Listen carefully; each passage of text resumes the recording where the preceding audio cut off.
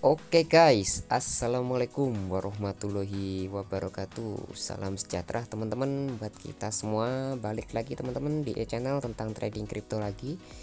Oke teman-teman, pada kali ini saya akan bahas tentang pergerakan Bitcoin teman-teman ya. Kali ini Bitcoin di harga 45.000 per USDT untuk per satu Bitcoinnya. Jadi teman-teman kita lihat ya, untuk sekarang masih wilayah sideways, saya katakan bilang wilayah wait and see di area sekitaran support and demand-nya di sebelah sini teman-teman ya, untuk jangka pendek di H4 nya.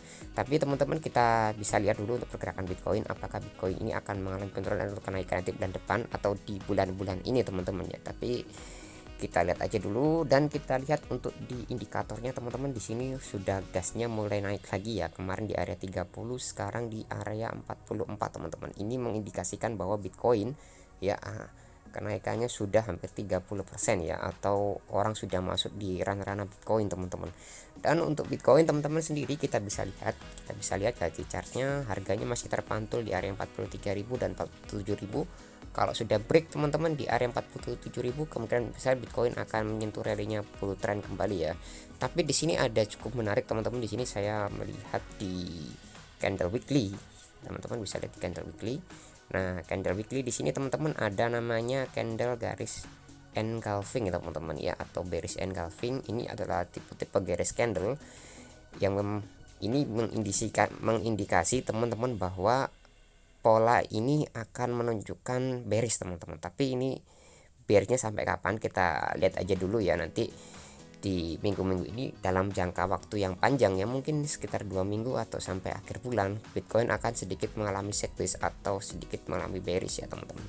Jadi teman-teman, bearish engulfing itu seperti apa? Jadi teman-teman, bearish engulfing itu adalah candle bullish atau candle hijau ya. Candle hijau ini teman-teman lebih kecil daripada candle merah ya, dan menutupi garisnya ini. Oke. Nah, ini namanya garis engulfing. Nah, teman-teman, ini ada tipe-tipe garis pattern menunjukkan pola, tapi ingat teman-teman, ini hanya sebuah candle ya. Candle itu adalah yang menentukan adalah diri kita sendiri atau pola kita ya. Tapi pola-pola seperti ini itu sudah sejak dari dulu teman-teman saya pelajari ya, sejak saya di forex ya, atau trading forex ya. Waktu itu memang kebanyakannya akan bearish teman-teman, akan turun. Tapi turunnya sampai kapan kita lihat di chart yang lebih pendek ya. Tapi ini di dalam jangka panjang akan turun yang cukup ya, mungkin sekitar beberapa minggu ya. Sekarang kan garis weekly yang mungkin sekitar 2 minggu lagi, mungkin Oktober teman-teman, ini bearish ini akan kembali bullish kembali ya teman-teman. Jadi kita lihat aja pola-polanya. Ingat, ini hanya pola teman-teman ya, ingat ini hanya pola. Apakah bearishnya sampai koreksinya akan cukup sampai tinggi dan sampai rendah, kita nggak tahu juga ya. Dan ini juga ada bearish engulfing teman-teman, tapi di sini malah uptrend ya untuk di weekly-nya teman-teman. Tapi ini tidak sangat pengaruh sekali teman-teman, jadi tidak masalah apakah Bitcoin nanti ini akan turun lagi atau naik lagi ya. Tapi kita lihat di chartnya 4 ini sudah menunjukkan manja-manja naik ya teman-teman di sini. Oke teman-teman, di sini kita bisa lihat ya, untuk pembelian Bitcoin ini wilayah cukup yang sangat aman teman-teman. Di area sini cukup sangat aman, di 43.000, 44.000, 40.000 cukup sangat aman. Jadi teman-teman silakan aja nyetok ya, kalau mau serok juga nggak masalah ya untuk di Bitcoin kali ini ya teman-teman. Jadi penurunan juga cukup sangat signifikan. Tapi kalau lebih aman ya tunggu di harga 600 jutaan ya untuk di Bitcoin sendiri. Dan teman-teman kita lihat untuk di chart Cardano, teman-teman, di sini kita lihat ya di chart Cardano untuk di daily-nya, di sini cukup mulai agak sedikit penurunan ya. Apakah setelah hard fork apakah Cardano akan turun? Kita lihat dulu, kita buat chart horizontal atau target horizontal lagi teman-teman, untuk menentukan ya si Cardano ini naik atau turun teman-teman. Oke, kita baca horizontal untuk resistensi di H4. Oke, kita H4, kita teman-teman pakai yang warna coklat ya, biar tahu nanti kedepannya nanti. Oke, ini adalah chart pendeknya teman-teman di H4. Kalau misalkan Cardano tembus di 2,7, kemungkinan akan meneruskan rally up-nya teman-teman. Tapi kalau masih di area-area itu aja ya, mungkin Cardano akan sedikit stagnan teman-teman, di terpantul-pantul di harga 2 sampai 2,4 US dollar ya untuk per Cardano nya teman-teman. Tapi kalau ini misalkan masih turun kembali, oke, ini tak tunjukkan teman-teman, ini area demand yang cocok untuk melakukan pembelian ya. Jadi kita lakukan pembelian itu di area demand saja untuk lebih safety. Sebenarnya ini ada area demand teman-teman, ada candle merah kecil ini adalah area demand, dan di sini ada juga area demand yang cukup bagus kalau teman-teman mau nyerok ya. Saya tandai dulu. Oke, kita tandai ya teman-teman. Nah, ini adalah area cukup bagus teman-teman kalau untuk melakukan pembelian ya, mungkin di area 2,2 atau 2,2 sampai 2 dolar ya, itu cukup sangat aman teman-teman kalau untuk melakukan pembelian. Dan di sini teman-teman kita bisa lihat di sini sudah terpantul di area resisten. Biasanya harga itu akan memantul-mantul teman-teman, terpantul lagi di area resisten ini ya, akan tertahan di area resisten di 2,4, kemungkinan akan naik kembali. Mungkin teman-teman target kita 2,7 ya, nggak usah banyak-banyak kalau scalping. Dan apalagi Cardano teman-teman sekarang itu sudah di wilayah yang cukup sangat bagus banget teman-teman ya. Di sini kita bisa dilihat di newsbitcoin.com, Cardano success uplist Alonso Fox ya, add smart contract capability to its blockchain ya. Wow, mantap ya.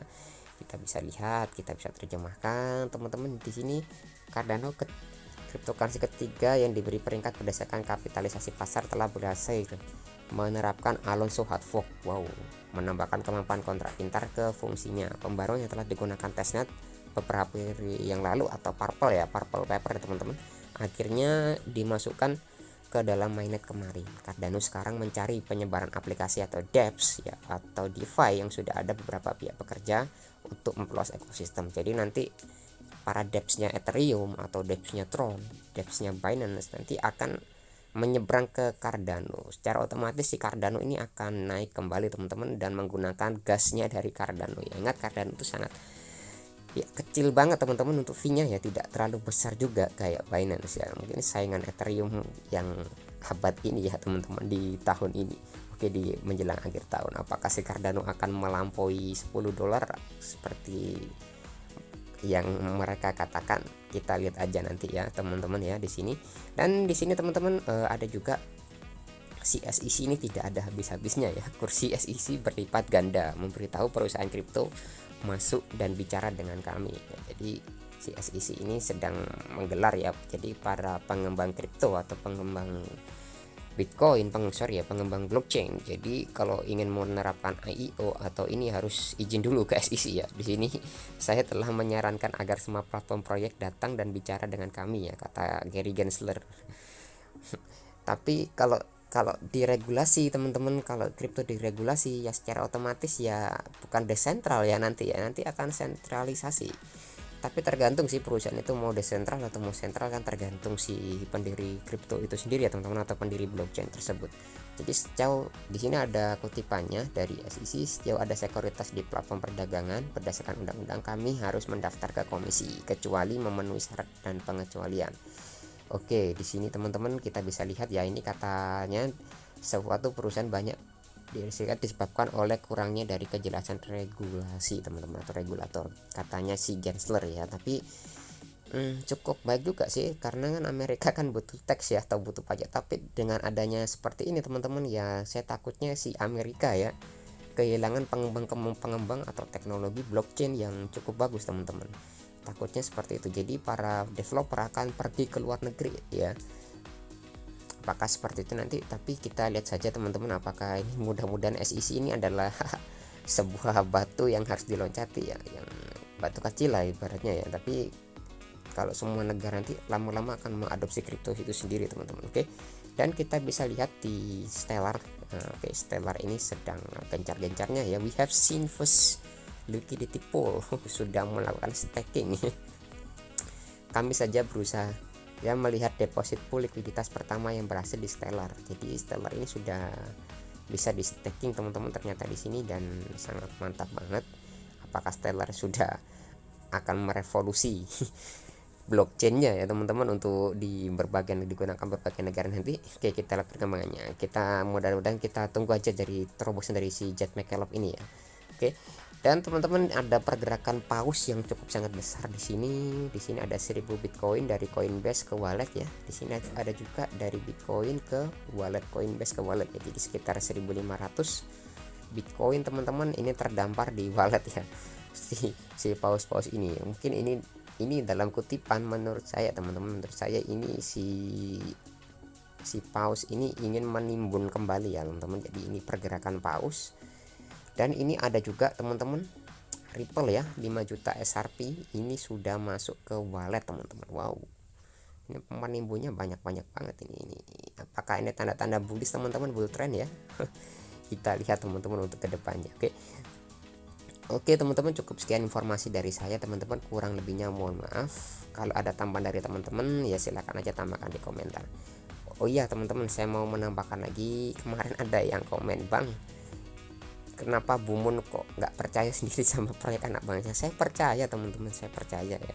Sekarang punya undervalue yang sangat bagus banget teman-teman, yang sudah listing di exchange besar ya. Contohnya ya kayak nggak jauh-jauh teman-teman, about Xcoin cukup sangat bagus ya. Nah, anak negeri saya juga serok kok teman-teman ya, meskipun nggak banyak sih ya, hitung-hitung ya membantu lah, membantu proyek anak bangsa ya, meskipun nggak banyak ya, mungkin ya sekitar 200.000 ya, kalau nggak 300.000 rupiah teman-teman ya. Ya mudah-mudahan naik juga nggak masalah ya. Tapi kalau misalkan bot Xcoin cukup bagus proyeknya ke depan, mainnetnya sudah meluncur ya, apa nggak salah teman-teman, nanti saya akan share kembali ya untuk si bot X ya, meskipun harganya melambung tinggi nanti. Oke teman-teman, cukup sekian ya dari saya teman-teman. Ingat, koin micin itu bagus tapi enak sesaat saja ya. Ingat, proyek anak bangsa kalau misalkan dia punya kapabilitas bagus ya, kenapa why not gitu, tidak disupport ya teman-teman. Oke teman-teman, sekian dari saya ya. Kalau ada tambahan ya tambahkan aja di komentar ya. See you, sampai jumpa di next video. Sampai jumpa.